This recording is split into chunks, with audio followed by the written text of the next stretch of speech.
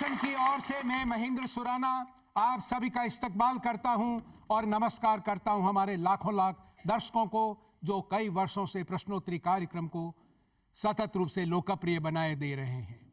आज विशेष अवसर हम बात करने जा रहे हैं एक ऐसे महामानव की जिसने हिंदुस्तान की धरा को प्रभावित किया, एक ऐसा व्यक्तित्व जिसके बारे में कई लोगों ने प्रयास किए कि समग्र रूप से उनका जो व्यक्तित्व है उसके बारे में वो जानकारी प्राप्त कर लें, लेकिन ये संभव नहीं हुआ क्योंकि मल्टी डायमेंशनल पर्सनैलिटी और एक ऐसा व्यक्तित्व जो आंदोलित था, उनकी मदद करना चाहता था, उनका उन्नयन और उत्थान करना चाहता था, जो कि पिछड़े थे, पीड़ित थे। डॉक्टर बाबा साहब अंबेडकर, तालियां बजाइए उनके सम्मान में। आओ।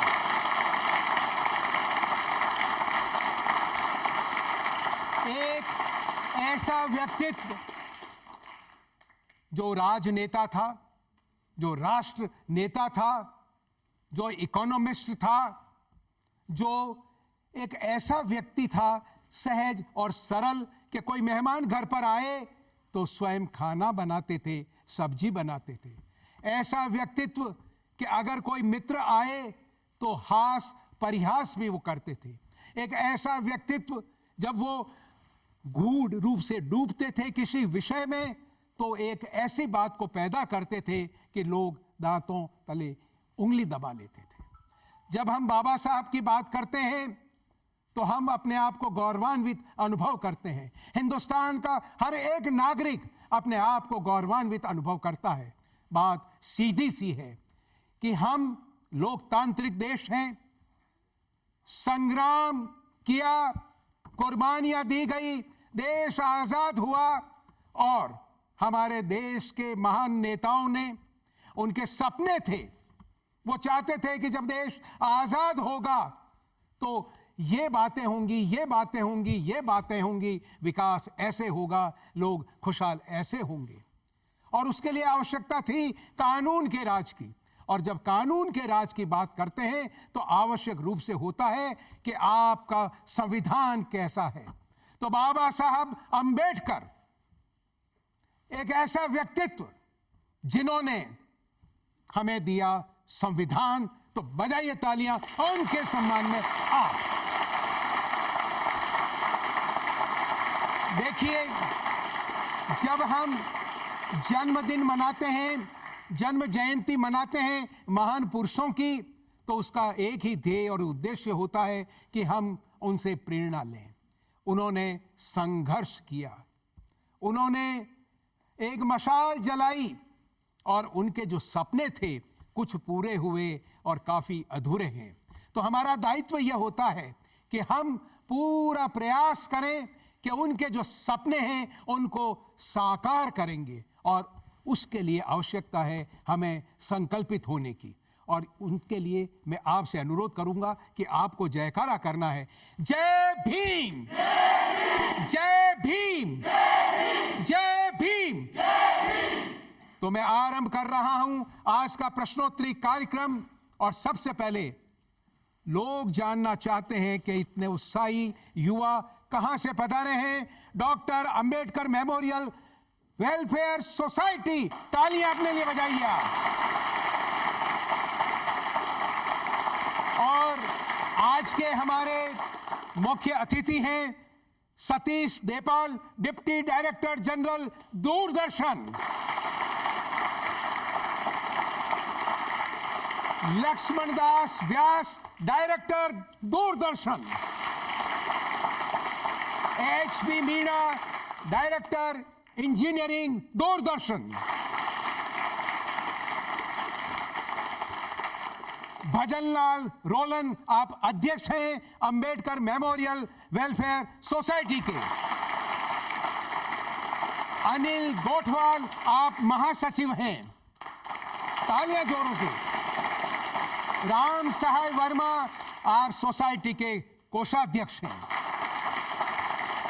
और डॉक्टर SK मोहनपुरिया, राष्ट्रीय अध्यक्ष रेगर महासभा। तालियां सबके सम्मान में जोरों से बजाइए आप।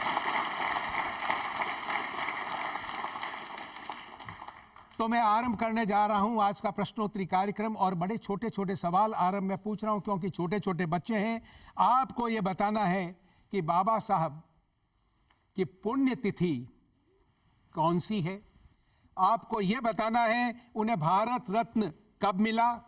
आपको यह बताना है उनकी चैत्र भूमि जो है वो क्या है, उसे क्यों लोग वहां पर अपने श्रद्धा सुमन करने के लिए पधारते हैं। ये 2-3 चीजें बताइए और जीतिए पुरस्कार। हाथ सिर्फ एक खड़ा किया गया है, एक एक का उत्तर दीजिए, पुरस्कार सबको मिल सकें। जी, कोई एक। उनकी बर्थ डेट है 14 अप्रैल 1891। 1891। तो कौन सी जयंती है अभी? भीमराव अंबेडकर जयंती। नहीं, कौन सी संख्या? 131। 131। शुभ नाम? तन्वी। तन्वी, बिल्कुल सही उत्तर दिया तन्वी ने। तालियां जोरों से बजाइए तन्वी के लिए, जोरदार तालियां बजाइए। यानी आप तिथि तो बता सकते हैं, लेकिन 131 यानी 131वीं तत्काल बताना इसमें कई बार मुश्किल हो जाती है। अब बताइए उन्हें भारत रत्न से कब नवाजा गया? जी, आपसे पूछता हूं। जी बताएं। मरणोपरांत 1990 में। 1990 में। चलिए, पुरस्कार तो पक्का। आप बता सकते हैं कि महामहिम राष्ट्रपति कौन थे उस समय? वेंकटरमैया। वेंकटरमण जी। ठीक है जी। शुभ नाम आपका? दुर्गा वर्मा। दुर्गा जी, क्या बात है, तालियां जोरों से बजाइए दुर्गा जी के लिए। ये बात, ये चैत्र भूमि या चैत्य भूमि, ये कौन सा स्थल है, कहां है, क्यों प्रसिद्ध है? एक सवाल और। हाँ साहब, संकोच नहीं, जब मैदान जंग में आप पधार गए हैं तो फिर उत्तर देना ही है। बॉम्बे दादर भूमि, वहां पर बाबा साहब का अंतिम संस्कार किया गया था। हाँ, वाह क्या बात है। शुभ नाम? बाबूलाल दातोनिया। बाबूलाल दातोनिया के लिए जोरदार तालियां बजाइए, जोरदार तालियां बजाइए, तालियां जोरों से बजाइए, जोरों से। देखिए, भारत सरकार ने जब 125वीं जयंती थी तो 14 अप्रैल 2016 को घोषणा की गई, और उस बार पहली बार एक विशिष्ट दिवस के रूप में बाबा साहब की जयंती को मनाने का निर्णय भारत सरकार ने लिया। आपको बताना है किस दिवस के रूप में अब प्रतिवर्ष मनाई जाती है जयंती 14 अप्रैल को डॉक्टर भीमराव अंबेडकर की। बताएं और जीते पुरस्कार। किस दिवस के रूप में? जी, खड़े होइए आप। समरसता दिवस। समरसता दिवस, पक्का? और कोई जानकारी? ये यूनाइटेड नेशंस में भी कुछ चल रहा है क्या, कुछ बता सकते हैं? सर अभी नहीं। कुछ नहीं। शुभ नाम? सम्राट। सम्राट, वाह क्या बात है, तालियां जोरों से बजाइए सम्राट के लिए। एक प्रस्ताव यूनाइटेड नेशंस को भी भेजा गया है कि इसे विश्व समरसता दिवस के रूप में मनाया जाना चाहिए, क्योंकि समता के प्रति, समानता के प्रति, सोशल जस्टिस के प्रति बाबा साहब का जो अप्रतिम योगदान है, दुनिया उसका लोहा मानती है। हम अपेक्षा करते हैं आने वाले समय में खुशखबरी मिलेगी। तालियां बजाइए बाबा साहब के सम्मान में आप। देखिए, जब कोई महान व्यक्तित्व होता है, उससे हमारा कुछ रिश्ता होता है, तो हम भी अपने आप को गौरवान्वित अनुभव करते हैं। एक ऐसा ही सवाल मैं आपसे पूछ रहा हूं कि राष्ट्रीय स्मारक बाबा साहब का दिल्ली में बनाया गया है, और उसमें विशेष बात यह है कि अलीपुर रोड की जो कोठी नंबर 26 थी उसको डिमोलिश किया गया और उसके स्थान पर यह मेमोरियल बनाया गया। और जिसका उद्घाटन किसने किया और कब किया, कुछ एक भी बता देंगे तो पुरस्कार दे दूंगा। एक तो आपको यह बताना है, और दूसरा राजस्थान से इस स्थल का, यानी कोठी संख्या 26 अलीपुर रोड नई दिल्ली का, हमारे राजस्थान से क्या संबंध है, यह बताइए और जीतिए पुरस्कार। 2 पुरस्कार। हाँ बिल्कुल बिल्कुल आएंगे। ये अंदाज होना चाहिए, विमेन एम्पावरमेंट। जी बोलिए। अटल बिहारी वाजपेयी। अटल बिहारी वाजपेयी जी ने क्या किया? ठहरिए, देखिए आपकी जानकारी थोड़ी सी सही है। अटल बिहारी वाजपेयी जब प्रधानमंत्री थे तब भूमि का अधिग्रहण किया गया था। यह कोठी जो थी इसका अधिग्रहण सिविल लाइंस दिल्ली में तो अधिग्रहण किया गया था। चलिए, कुछ जानकारी आपने दी, कुछ पढ़ी है, लेकिन ये आगाह करते हुए कि भविष्य में चीजें पढ़ें तो समग्र रूप से पढ़ें और पूरी पढ़ें। आपको प्रोत्साहित करने के लिए मैं पुरस्कृत करता हूं दूरदर्शन की ओर से। क्या नाम है आपका बेबी? श्वेता चौहान। श्वेता चौहान के लिए जोरदार तालियां बजाइए, जोरदार तालियां बजाइए। हाँ जी, तो प्रश्न अपने स्थान पर कायम है। बताइए, इस राष्ट्रीय मेमोरियल का उद्घाटन किसने किया और राजस्थान से इस स्थल का 26 अलीपुर रोड नई दिल्ली का क्या संबंध है? दोनों में से एक बताएं आप। नरेंद्र मोदी ने। और नरेंद्र मोदी कौन है? हमारे प्रधानमंत्री। बस, अब इससे आगे मत बढ़ो, एक ही उत्तर देना जनाब। लोग कहेंगे क्या कर रहे हो आप, पुरस्कार तो एक ही मिलेगा। शुभ नाम? प्रेम। प्रेम जी, क्या बात है, तालियां जोरों से बजाइए प्रेम जी के लिए। हाँ साहब जी, जी खड़े होइए आप। सर, वो सिरोही के जो रियासत के पूर्व पहले राजा थे, हाँ, उनका आज़ादी से पूर्व उनका वो हुआ करता था। अच्छा। और उसके बाद में जो अपने बाबा साहब अम्बेडकर थे, उन्होंने लास्ट के 4 वर्ष उसी में बिताए थे और वाइफ का उनका देहांत हुआ था। और देहावसान भी उनका वहीं पर हुआ था, इसलिए उसका बड़ा महत्व हो गया और इसलिए राष्ट्रीय स्मारक भी वहां पर बना और प्रधानमंत्री जी ने उद्घाटन किया। वाह, क्या शुभ नाम आपका? धर्मराज। तालियां जोरों से बजाइए। जी जी जी, कुछ कह रहे हैं आप? 100 करोड़ की लागत से बनाए वो। अच्छा, आप ये जानकारी दे रहे हैं 100 करोड़ रुपए की लागत से वो बनाया गया है। तालियां जोरों से बजाइए मोहनपुरिया साहब के लिए, क्योंकि आपने एक जानकारी दी, इस जानकारी से सभी लोग वंचित रह सकते थे। तो 100 करोड़ रुपए लगा करके भारत सरकार ने जिस मेमोरियल का निर्माण किया वो जानकारी होनी चाहिए। इसलिए नियम तोड़ने के बावजूद हे मोहनपुरिया, मैं तुझे दूरदर्शन की ओर से पुरस्कृत करता हूं।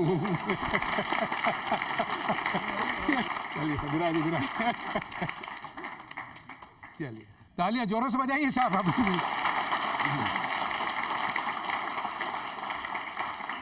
देखिए, जीवन में संयोग घटते हैं। कुछ लोग ये कहते हैं life is a matter of chance and any small event can change whole course of life. एक छोटी सी घटना घटती है और सारा आप बदल जाता है। ऐसा ही एक सवाल कहते हैं कि यदि वह अनुभवी और पारखी व्यक्तित्व नहीं होता जिसने बाबा साहब की युवावस्था में जो प्रतिभा है उसको पहचाना नहीं होता और उसे वजीफा नहीं दिया होता, उसे अमेरिका नहीं भेजा होता, तो बाबा साहब आज शायद बाबा साहब नहीं होते और उनकी प्रतिभा से हम वंचित रह जाते। आपको ये बताना है वो व्यक्तित्व कौन है, सहृदय व्यक्तित्व जिसने उन्हें पहचाना और ये सब बातें जिन्होंने की। आप पूछ लूँ साहब, आप खड़े होइए साहब। जी हाँ साहब। महाराजा गायकवाड़। हाँ, नाम बताएंगे साहब, पुरस्कार तो पक्का। सयाजी। हाँ, सयाजी राव, सयाजी। और आगे हो जाते, उससे क्या होता है सब 10 में से 4 आ रहे होते तो 6 नंबर हो जाते हैं। यार सयाजी बोला तो है। तालियां बजवा दो साहब। शुभ नाम आपका? लक्ष्मीचंद। लक्ष्मीचंद जी विराजे साहब, थैंक यू।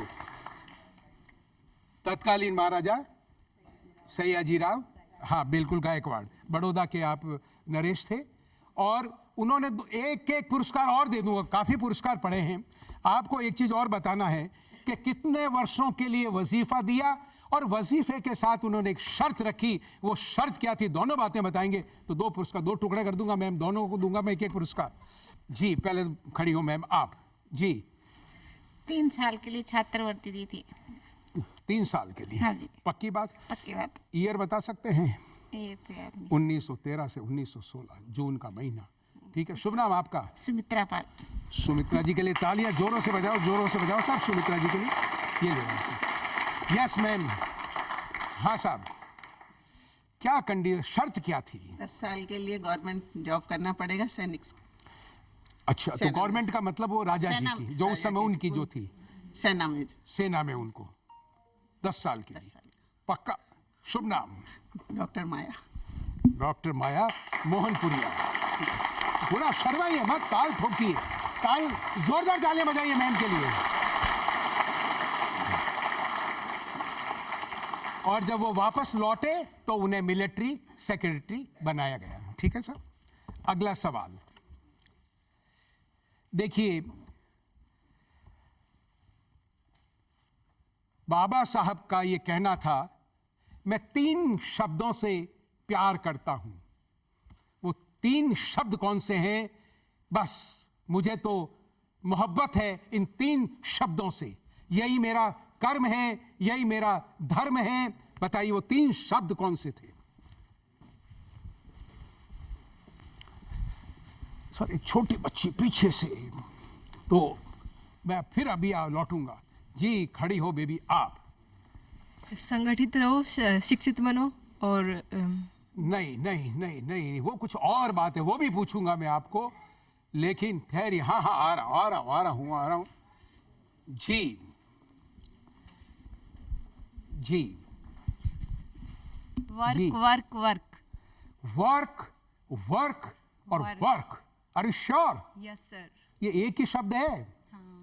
मैंने पूछा है 3। कर्म धर्म और मोक्ष। अरे नहीं नहीं नहीं नहीं नहीं, सर, आप वर्क मैं तो वर्क। सिर्फ देखिए पुरस्कार तो उसी समय पक्का हो गया, क्योंकि उत्तर तो आपने दे ही दिया, तो आगे कुछ गड़बड़ हो ही नहीं सकती। सर, लेकिन वर्क वर्क। वो एसर्ट करने के लिए 3 शब्द, क्या वही वर्क वर्क और वर्क। आपका शुभ नाम? कविता चौधरी। कविता जी, आप कविता करती है, आप थोड़ा वो कहते हैं जो कवि हृदय लोग होते हैं वो थोड़े सहृदय ज़्यादा होते हैं, इसलिए कोई अगर आपको इधर उधर गुमराह करे तो गुमराह मत होइए, ताल ठोक करके कहिए सर मैंने उत्तर दे दिया। Work work and work. तालियां बजाइए जोरों से, तालियां जोरों से बजनी चाहिए।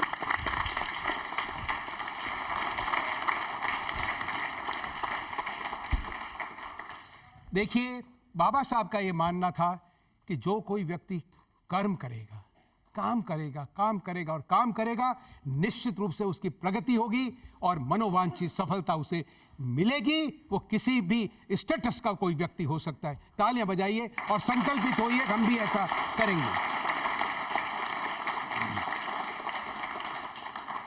देखिए डिप्टी डायरेक्टर जनरल साहब यहां विराजे हुए हैं, तो हम चाहेंगे कि इस अवसर का लाभ उठाएं और आपसे भी जानें। तो सतीश देपाल साहब से, सर विराज, आप विराजे।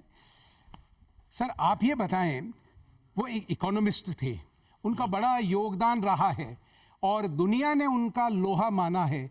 विश्व की बड़ी बड़ी हस्तियां उनको चर्चा के लिए आमंत्रित करती थी और उनकी जो थीसिस थी वो दुनिया भर में सराही गई। और जब लोगों को ये पता चला कि इन्होंने इतनी ज़बरदस्त बात की है, तो कुछ लोग ये कहते हैं कि भारतीय रिजर्व बैंक की जो स्थापना हुई थी वो उन्हीं से प्रेरित होकर के, उनकी थ्योरी से प्रेरित होकर के। तो मेरा सवाल ये है कि आप ये बताएं कि हिंदुस्तान की आज की जो स्थिति है, यानी हमारी जो अर्थव्यवस्था है, हमारी जो वित्तीय व्यवस्था है देश की, उसमें बाबा साहब का क्या योगदान रहा है जिससे प्रेरित होकर के आज की हमारी जो वित्तीय व्यवस्था देश की है वो इस प्रकार से चल रही है। आधुनिक भारत के आर्थिक ढांचागत विकास के लिए डॉक्टर अंबेडकर का एक महत्वपूर्ण योगदान रहा था। जी। डॉक्टर अंबेडकर ने ये महसूस किया कि भारत की तरक्की तभी संभव है, भारत का औद्योगिकरण के रास्ते पर लाने के लिए भारत के तमाम हिस्सों में बिजली पहुंचाई जाए और बिजली जो है बहुत कम कीमत पर, कम लागत पर पहुंचाई जाए। इसके लिए डॉक्टर अंबेडकर ने बहुत प्रयास किए, जो हम सेंट्रल वाटर कमीशन और सेंट्रल पावर अथॉरिटी की जो जैसी संस्थाएं जो विकसित हुई, वो भी डॉक्टर अंबेडकर जी के मार्गदर्शन में विकसित हुई। जी। और डॉक्टर अंबेडकर उस समय policy on power committee and के चेयरमैन थे उस समय। तो उनके अनुभव का जो है फ़ायदा लिया गया और डॉक्टर अंबेडकर ने श्रम कानून और उस समय जो मातृ शक्ति थी उसको भारत की श्रम शक्ति से जोड़ने के लिए नारियों की जो उन्होंने एक महसूस किया नारियों के बारे में कि उनकी शक्ति को भारत के विकास से जोड़ा जाए। तो उस समय मातृत्व अवकाश और श्रम के निर्धारित आवर्स निर्धारित करना और श्रम के क्षेत्र में सरकार के द्वारा इंश्योरेंस की व्यवस्था, उस समय डॉक्टर अंबेडकर ने उनके मार्गदर्शन में उनका मार्गदर्शन का फ़ायदा मिला। और डॉक्टर अंबेडकर साहब ने उस समय भारत के जो हम ये कह सकते हैं कि जो स्वामीनाथन आयोग जो थी उसकी जो रिपोर्ट थी जो एमएसपी के बारे में, न्यूनतम मूल्य कृषि उत्पादों के बारे में, उस समय डॉक्टर अंबेडकर साहब ने कई दशकों पूर्व एमएसपी के बारे में ये बताया कि जो एमएसपी है वो जो लागत मूल्य होता है उससे 50% मूल्य अधिक पर एमएसपी निर्धारित किया जाना चाहिए, जो उनका एक विजन था। और डॉक्टर साहब के विजन से ही जो है देश आगे बढ़ा और जो उस समय जब ये संस्थागत जो विकास हो रहा था कि बिजली को जो है किस तरह से देश के भिन्न भिन्न हिस्सों में पहुंचाया जाए, तो उसके लिए जो ढांचागत जो बुनियादी ढांचा तैयार हो रहा था वो उसका मार्गदर्शन डॉक्टर अंबेडकर साहब ने किया। और आज हम जो देख रहे हैं, जो देश की तरक्की जो देख रहे हैं, उसमें जो है एक महत्वपूर्ण योगदान डॉक्टर बाबा साहब का रहा इन सब आर्थिक माध्यमों से। ये thank you very much sir, thank you. तालियां जोरों से बजाइए सर के लिए, सोसाइटी की ओर से सर। Thank you sir.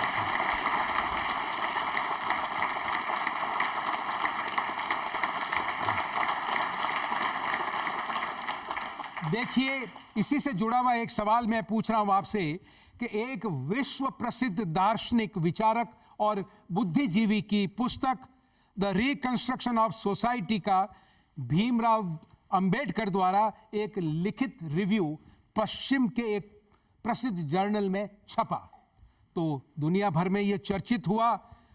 सब लोगों ने बात की कि इतना जबरदस्त व्यक्तित्व ये है कौन, और इतनी जबरदस्त रिव्यू जिन्होंने की, मीमांसा जिसने की, और उसके कारण जितने भी एकेडमिक क्षेत्र थे उनमें वो बहुत चर्चित हुए। और उस महान हस्ती ने फिर उन्हें सामाजिक पुनर्गठन के सिद्धांत पर विचार विमर्श करने के लिए उन्हें आमंत्रित किया। आपको बताना है वो महान विचारक, वो महान दार्शनिक कौन था जिसने बाबा साहब को आमंत्रित किया विचार विमर्श करने के लिए।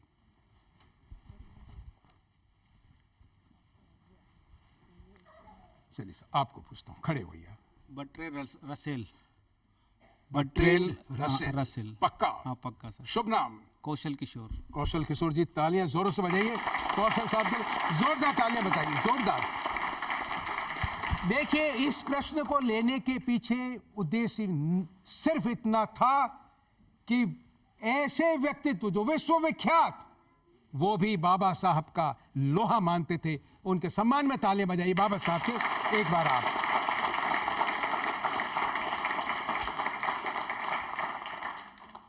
बाबा साहब अपने जीवन में 3 व्यक्तित्वों को, 3 महान पुरुषों को अपना आदर्श मानते थे और अपना गुरु मानते थे कि मैं इनसे प्रेरित हूं। और उनका जितना भी लिटरेचर है, जितनी बातें उन्होंने कही, बाबा साहब का जो दर्शन है, उनके जो फिलॉसफी है, वो उससे प्रेरित है। आप देखेंगे उनकी किताबों को। आपको ये बताना है कि 3 महान व्यक्तित्व कौन जिन्हें बाबा साहब अपना गुरु मानते थे। 3 नाम जी। पहले इधर बेबी आगे आ जाइए, आप थोड़ा नीचे उतरिए, आगे इधर आइए, यहां पर आ जाइए जी। बोले आप। महात्मा बुद्ध, ज्योतिबा फुले और संत कबीर। संत कबीर, महात्मा बुद्ध और ज्योतिबा फुले। आपका नाम? अंशिका बड़ेरिया। वाह अंशिका, क्या बात है। अंशिका के लिए जोरदार तालियां बजाइए। मैं तो 3 पुरस्कार लेकर के गया था कि एक एक नाम भी बता देंगे, छोटी बच्ची है, उसने तो तीनों ही बता दिए। पूरा पुरस्कार, तालियां बजाइए इस बच्ची के लिए।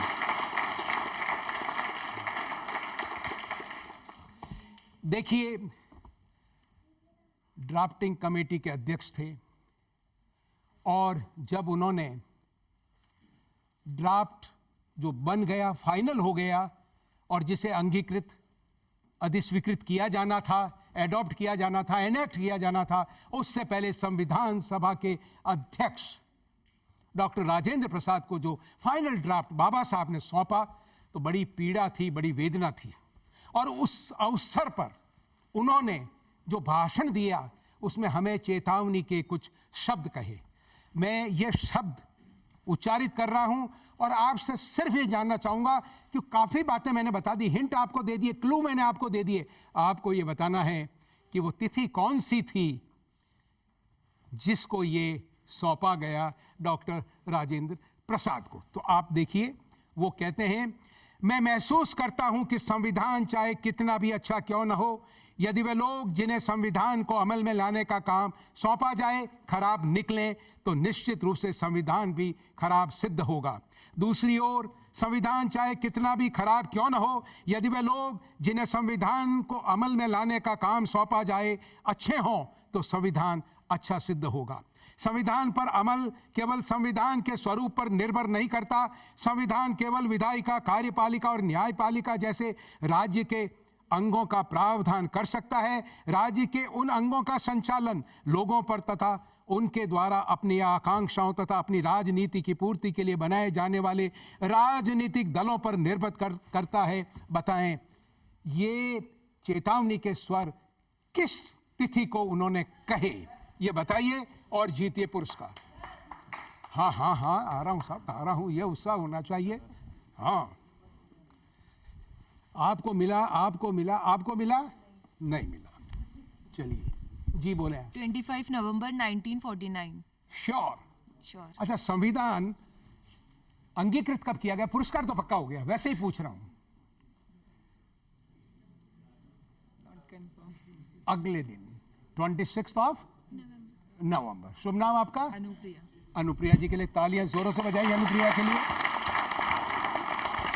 चलिए, इससे जुड़ा एक सवाल मैं छोटा सा और पूछ लेता हूं। 25 नवंबर, यही कहा आपने, ईयर 1949, और 26 नवंबर को हमने उसे स्वीकार कर लिया। ठीक है, मेरा सवाल यह है कि वैसे तो संविधान फोर्स में आया कब? 26 जनवरी 1950, लेकिन संविधान के कई प्रावधान, कुछ प्रावधान उसी तिथि से, जिस दिन हमने इसे एनेक्ट किया, स्वीकार किया, उसी दिन से लागू हो गए, यानी 26 नवंबर 1949। उदाहरण के लिए कौन कौन से प्रावधान? एक हाथ कोई जी, पहले उन्होंने हाथ खड़ा किया आपके पीछे। हाँ जी। नागरिकता, एकल नागरिकता और निर्वाचन। हाँ, चुनाव, सिटीजनशिप वगैरह वगैरह। शुभ नाम? जगदीप सिरोवा। जगदीप जी क्या करते हैं आप? मैं कंपटीशन एग्जाम की तैयारी करता हूँ। अरे वाह वाह, क्या बात है, कंपटीशन सफल हो गया। तालियां जोरों से बजाइए, जोरों से तालियां बजाइए।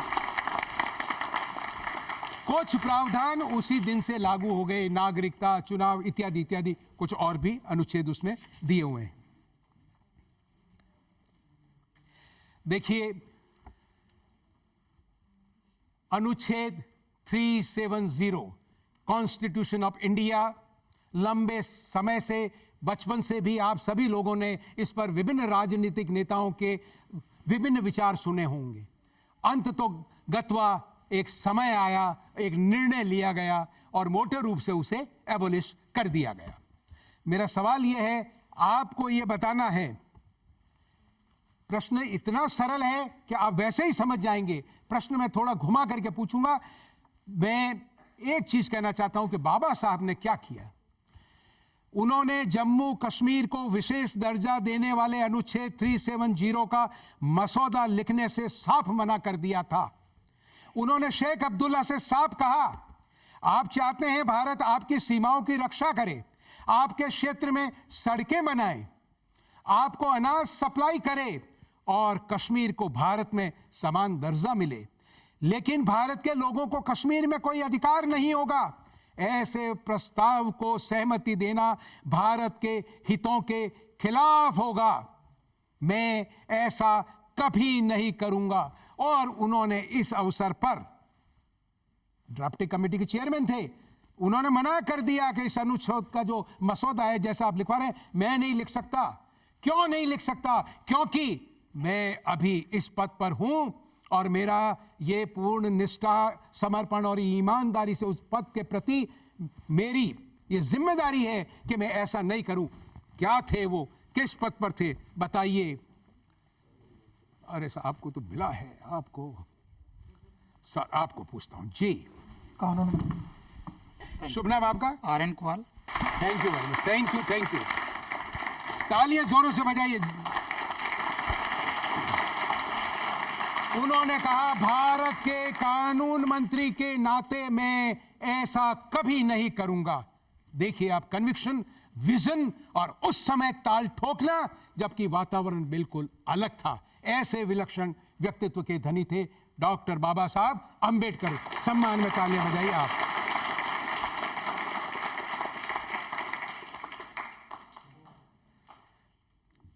देखिए, मैंने जैसे आपसे कहा कि जो ऐसे महान व्यक्तित्व होते हैं और जो परहित के लिए अपने जीवन को समर्पित कर देते हैं, विरोध लेकिन अटल, अडिग कि मुझे ये उद्देश्य प्राप्त करना है, तो हुआ ये कि संविधान निर्माता वो, ड्राफ्टिंग कमेटी के अध्यक्ष वो, यानी हमारे संविधान के निर्माता वो, लेकिन विफल हो गए, एक दिन व्यथित हो गए।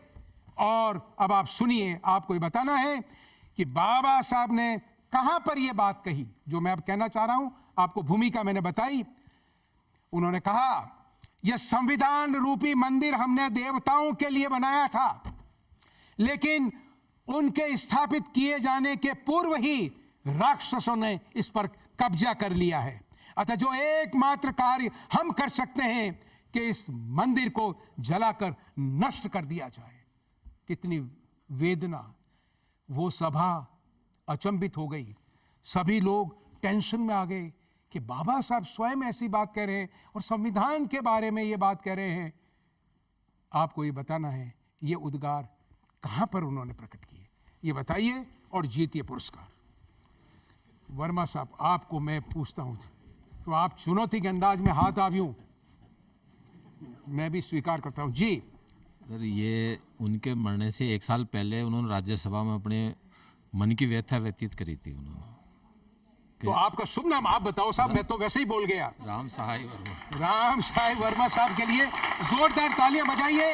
राज्यसभा में मृत्यु से 1 वर्ष पूर्व ये उद्गार प्रकट किए, लेकिन आप देखिए पूरे सभासद उनका अति सम्मान करते थे और फिर ये निर्णय किया गया कि ये उद्गार आवेग में एक अच्छी भावना के साथ किए गए हैं, लेकिन मूल रूप से वो भावना नहीं। कई बार गुस्सा आ जाता है ना कि बच्चों को डांट देते हैं कि मैं साइकिल लाया तेरे लिए, नहीं लाता तो अच्छी थी क्योंकि आज तूने एक्सीडेंट कर दिया, वैसे कहते हैं। तो भाव ये नहीं है, तो भाव उनका वो नहीं था। तो ये तय किया गया कि सदन की कार्यवाही में इसे सम्मिलित नहीं किया जाएगा। तालियां बजाइए उनके सम्मान में।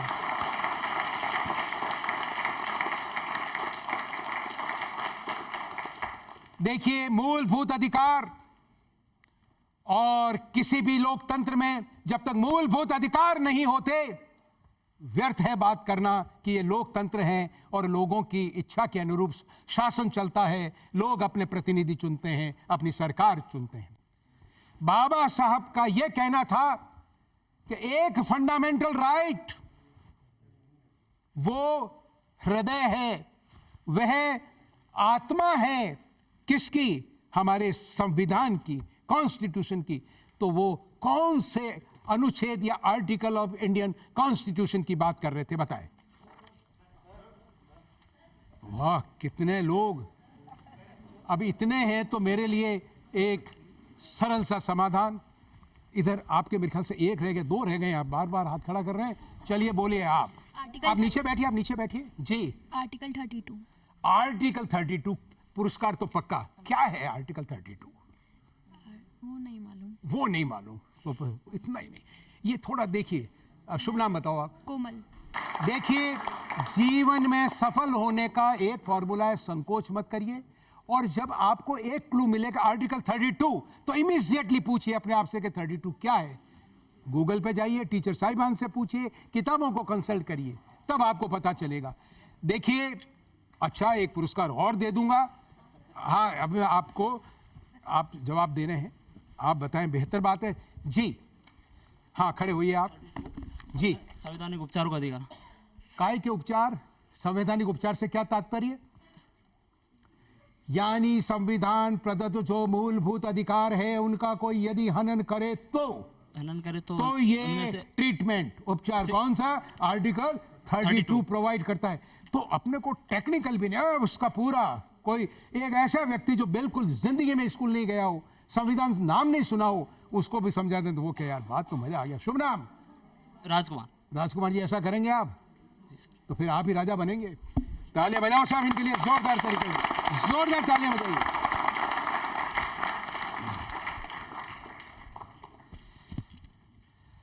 अब देखिए डायरेक्टर दूरदर्शन यहाँ विराजे हुए हैं लक्ष्मण दास व्यास साहब, आपसे अनुरोध करेंगे कि आप भी थोड़ी चर्चा करें, कुछ बात बताएं। देखिए बाबा साहब ने कई अपने मंत्र दिए, कई अलग अलग उन्होंने कोटेशन के रूप में लोग जानते हैं, यानी सार रूप में उन्होंने अपने दर्शन अपनी बात को कहा लोगों को समझाने के लिए। ऐसा कोई मूल मंत्र या ऐसी कोई बात जो आपको अच्छी लगती हो और आप जो समझते हैं कि अति महत्वपूर्ण है वो बताई जानी चाहिए, तो कृपया उसके बारे में थोड़ा प्रकाश डालें। जी, जो उन्होंने बात कही थी जी, वो यूँ समझिए कि गागर में सागर भर दिया था उन्होंने। जी, उनके व्यक्तित्व और कृतित्व का सारांश है ये। जी, उन्होंने कहा था शिक्षित बनो, जी, संगठित रहो, जी, संघर्ष करो, जी, और बड़ा सोच समझ के उन्होंने कहा था जी। और ये क्रम भी महत्वपूर्ण है जी। अच्छा, उन्होंने खुद सबसे पहले अपने आप को शिक्षित करो किया, और यही नहीं किया, उन्होंने भारत में बाहर भी यूनिवर्सिटी में गए और उन्होंने हायर एजुकेशन प्राप्त की। उसके बाद उनके जीवन के देखकर जो जो उन्होंने संघर्ष किए जी समानता के लिए जी, उसमें भी यही बात आती जी कि पहले अपने आप को एजुकेट किया जी, फिर संगठित हुए जी, समान विचारों वाले लोगों से मिले जी, उनको प्रेरित किया जी, और फिर संघर्ष किया, और तभी हमें समानता की भावना को हम समझ सके। लोकतंत्र की बुनियाद है ये समानता की भावना। तो इस बात को जितनी भी बार दोहराया जाए, जितनी बार जीवन में अंगीकार किया जाए, उतारा जाए, उतनी बारी सर ये तो वास्तव में गागर में सागर वाली बात हो गई, यानी संक्षिप्त रूप से, और आपने उदाहरण दे करके कि उन्होंने व्यवहार में लाए, ये एक मंत्र ही नहीं था वैसे ही कहने के लिए, और आपने क्रम भी बताया, क्रम अति महत्वपूर्ण। आप एजुकेट होइए, शिक्षित होइए, ज्ञान का अर्जन कीजिए, और ज्ञान का मात्र अर्जन ही नहीं करना है, updation of knowledge is more important because there is an explosion of information and information. और उसके बाद में आप यूनाइट होइए, लाइक माइंडेड लोग, those who are wedded with that philosophy, संगठित होइए, और उसके बाद में ताल ठोकिए, संघर्ष कीजिए, सफलता वरण करेंगे। बस, thank you sir, thank you sir, thank you sir, thank you sir. तालियां जोरों से बजाइए एक बार, जोरों से डॉक्टर साहब के लिए। बाबा साहब अंबेडकर और महात्मा गांधी के मध्य 24 सितंबर 1932 को एक समझौता हुआ, जिस पर हस्ताक्षर अगले दिन किए गए 25 सितंबर 1932 को।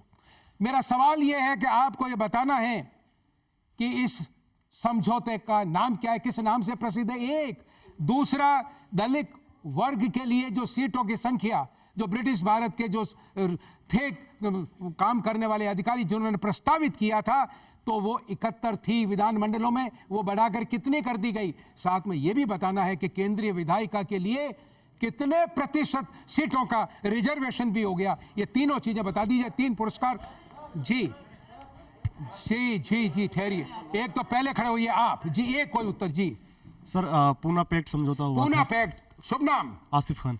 आसिफ खान साहब के लिए जोरदार तालियां बजाइए, जोरदार तालियां। पूना पैक्ट और पूना समझौता जी। और कौन हाथ खड़ा कर रहे थे? ये आप थोड़ा वाचा, आपको मिला पुरस्कार? नहीं मिला, आप खड़े हुए, बड़े शालीन, बड़े वसुनिरी, तो पहले प्रेफरेंस। हाँ जी। 71 से बढ़ाकर 148 कर दी। 71 से बढ़ाकर 148 कर दी। क्या कर दी? विधानमंडलों में सीटें। पूरा बोली, विधानमंडलों में। शुभ नाम? जितेंद्र गौडवाल। जितेंद्र गौडवाल जी के लिए जोरदार तालियां बजाइए, जोरदार तालियां। अब एक और बताना है, केंद्रीय विधायिका के लिए सीटों के कितना प्रतिशत आपको मिला पुरस्कार? जी खड़े होइए आप। 18%। 18%। शुभ नाम? यतेंद्र बैरवा। यतेंद्र जी, क्या बात है, तालियां बजाइए यतेंद्र जी के जोरों से, तालियां बजाइए। एक सवाल मैं इसलिए ढूंढ रहा था कि जब मैं एक प्रश्न का उत्तर लेने के लिए गया तो एक बच्ची ने यह बात बोली जो कि अब उत्तर है, तो कहीं ना कहीं पढ़ा होगा, मैं देखता हूं कि वो अब उत्तर इसका दे पाती है कि नहीं। उन्होंने कहा कि मेरे जीवन का रहस्य, बाबा साहब ने ये कहा कि मेरे जीवन का जो रहस्य है, secret of my life is noble living, a noble living, यानी नैतिक और सदाचारी जीवन। आपको ये बताना है, उन्होंने कहा कि ये 3 चीजों से बना हुआ है। वो 3 चीजें क्या है? जी sir, learning, character building and sincerity toward society. Sincerity toward society, और उससे पहले कैरेक्टर बिल्डिंग, और उससे पहले लर्निंग। शुभ नाम? नेहा। नेहा, क्या बात है, क्या बात है, बिल्कुल सही, बिल्कुल सही, तालियां बजाइए। लर्निंग का मतलब एक्विजिशन ऑफ नॉलेज, ज्ञान प्राप्त करिए, शिक्षित होइए, जो आपने पहले अभी कहा था। तालियां जोरों से बजनी चाहिए इस बच्ची के लिए।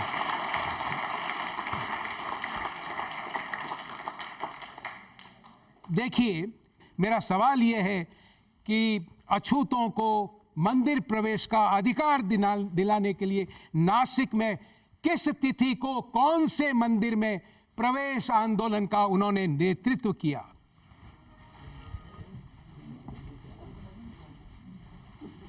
छोटा बच्चा, हाँ बेटा बोलो, बोलो अपना नाम।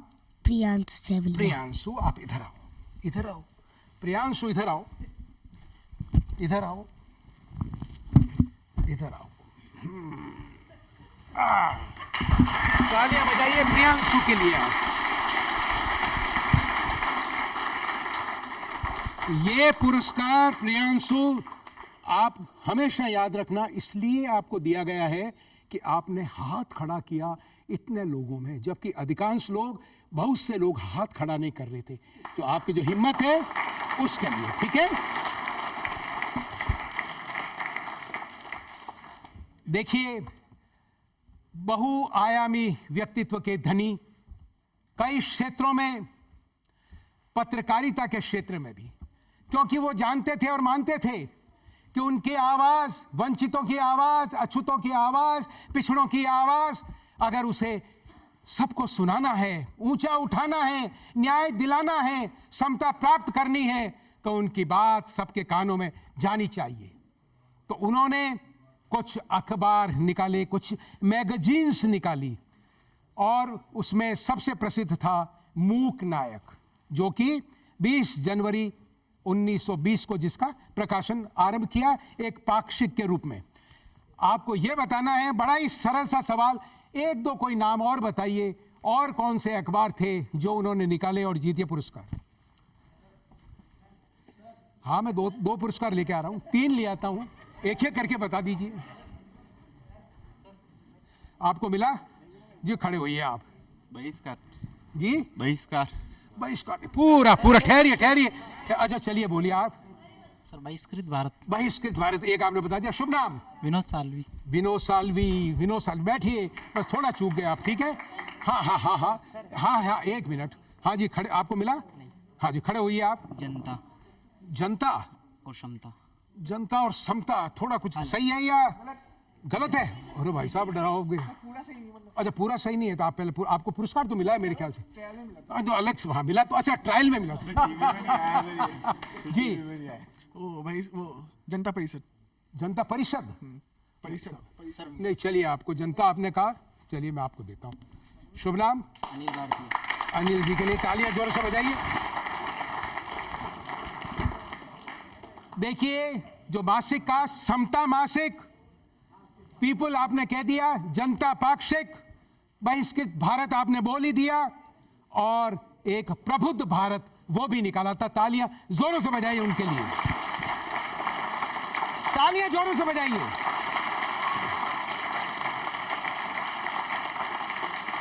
देखिए, आप इतनी बड़ी संख्या में पधारते हैं और एक ऐसे महान व्यक्तित्व के विचारों के बारे में आप इतनी तैयारी कर करके पधारते हैं, और विशेष रूप से दूरदर्शन ऋणी है इन छोटे बच्चों का। इतनी बड़ी बड़ी जानकारियां, यानी जब हम संविधान की बात करते हैं, यानी जब हम बाबा साहब की बात करते हैं, तो एक बड़े महान स्तर की बात करते हैं, और उसके बारे में बच्चों में जानकारी होना ये श्लाघनीय है। तालियां जोरों से बजाइए एक बार बच्चों के लिए। देखिए, बाबा साहब के बारे में काफी लिटरेचर लिखा जाता है, लेकिन हर व्यक्ति का अपना परसेप्शन होता है, उसका सोच होता है। और उन्होंने बाबा साहब के दर्शन को किस प्रकार से आत्मसात किया है, उनके स्वयं के संस्कार क्या हैं, उनका दिग्दर्शन होता है, दृष्टिगोचर होता है उस लेखन में। हमारे यहाँ पर डॉक्टर भजनलाल रोलन साहब विराजे हुए हैं। आपने एक किताब लिखी है, बाबा साहेब डॉक्टर अंबेडकर, ध्येयनिष्ठ जीवन तथा 21वीं सदी में प्रासंगिकता। आपकी इच्छा थी कि मैं डीडीजी साहब को, डायरेक्टर साहब को और डायरेक्टर इंजीनियरिंग को मैं उनकी प्रतियां भेंट करना चाहता हूं, और मनोज जी को भी, जो हमारे प्रोड्यूसर हैं, मनोज जी से भी अनुरोध, कृपया पधारें, और रोलन साहब आप पधारें और आप प्रतियां भेंट करें। तालियां बजाइए रोलन साहब के सम्मान में। आप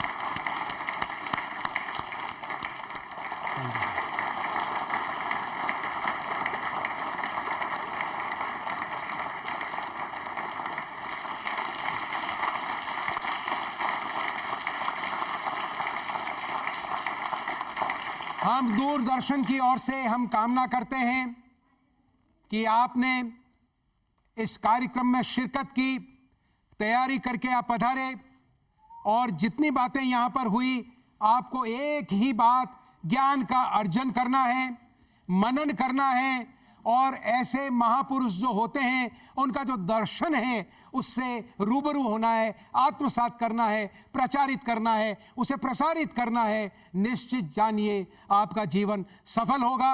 और इस धरा पर प्रभु ने आपको जो अवतरित किया है, तो आप उन चंद लोगों में से कुछ लोग होंगे जो अपना एक इम्प्रिंट काल के कपाल पर अपनी छाप छोड़ करके पधारेंगे। आपके लिए शुभकामनाएं, शुभकामनाएं और शुभकामनाएं। तालियां जोरों से बजाइए अपने लिए।